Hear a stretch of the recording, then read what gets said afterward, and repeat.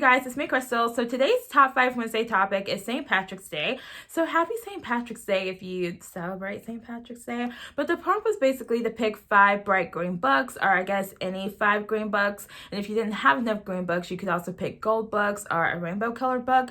But someone also suggested that maybe we could pick books that were set in Ireland. And so I have some books to talk about. So let's just get into talking about them. So the first book I have is Wicked Plants by Amy Stewart. This is a non-fiction reference book on many of the poisonous plants that are scattered throughout the world. And so the book is set up like this. We have some illustrations and it's on this really nice aged looking paper. And so you get the name of the plant, the scientific name, where it's found in the world, some plants that are related to this plant, and what happens if you eat the plant, eat too much of it, or rub up against it. It also has these subcategories. So we have deadly, there's intoxicating, there's illegal, there's dangerous, and there's destructive. So I thought this was really interesting, and I also thought it was like a really good reminder for those couple of times of the year where I decided it's a good idea to like go on a trail and get some fresh air and walk around in the woods. A nice reminder not to touch anything because you just never know. Also, the main reason I read this book was because I thought it would be a really good way to find like some poisons for a story idea that I had. And it's definitely really good for that because not only does it tell you, what happens if you ingest this poison, but it also tells you like where it's found. And so it's like a really good quick reference for dangerous plants. The next book I have is Splintered by A.G. Howard. This is a YA Alice in Wonderland retelling, and the main character, Alyssa, is the great-great-great-granddaughter of the Alice from the Alice in Wonderland books. But of course, instead of Wonderland being this crazy dream Alice had, it is real. And so ever since the original Alice went to Wonderland, the Wonderland has been trying to get the women on her mom's side of the family to come back. So it starts pretty early. I want to say like maybe Alyssa was like 4 or 5, and like plants and bugs, they start whispering to her and talking to her because Wonderland is trying to draw her back for some reason. Anyway, I thought this was really interesting.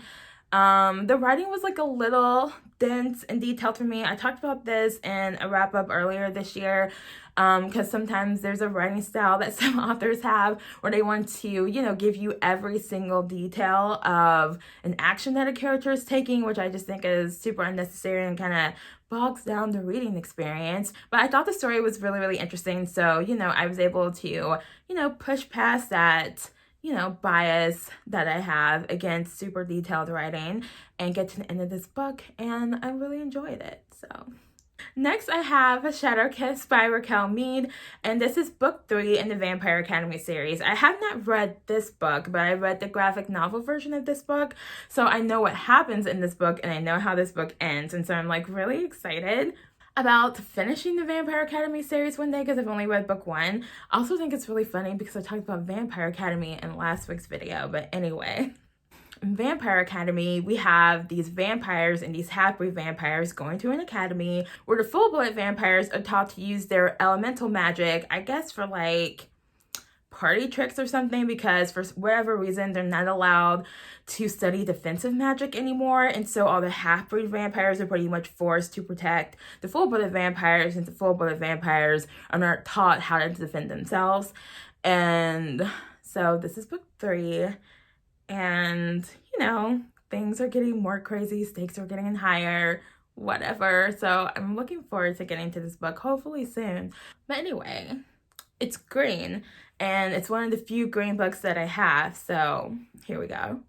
Next, I have this very shiny book of Celtic myths and tales. And our cover page says that this is an anthology of classic tales, and some of the tales have an author attributed to them and some of them don't. So we have stories like this without an attributing author, and then we have stories like this that do have an attributing author. But anyway, I thought this book was really pretty. And all these stories are not set in Ireland. Some of them are set in Scotland. And then the last book we're going to talk about, speaking of books I picked up because they're pretty, we have a Treasury of Irish Fairy and Folktales. This is a Barnes & Noble Classic Edition. We have this really gorgeous end paper. And I really like the index for this book because we have several different categories. We have trooping fairies, then solitary fairies, ghost, witches, and fairy doctors.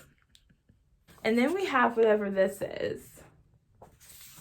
And priests and saints, the devil, giants, rocks and stones, treasure legends, legends of the Western Islands, kings, queens, princesses, earls, and robbers. So I like that because if you're specifically wanting a ghost story, you can find it. I do have a book of like Celtic ghost and a mermaid stories, but again, it's set in Ireland and Scotland, and so I thought I'd talk about this one instead because this one was green, and this is specifically Irish fairy and folktales. And also, I want to just show off how pretty this book is. And then we have some super shiny golden edges, so yeah. Alright, so that is all for this video, and I hope you guys are having a good March so far. We're halfway through the month. I hope your reading lives are going super well. And okay, so I have a book on haul coming on Monday, and I'm like really like low-key like regretting my decision to post this video. So hopefully it is fine. Don't ask why. I don't know why. I'm just having regrets. But anyway, hopefully that video will go up on Monday. If it doesn't, that means I've changed my mind. But in any case, I'll see you guys in the next video. Bye.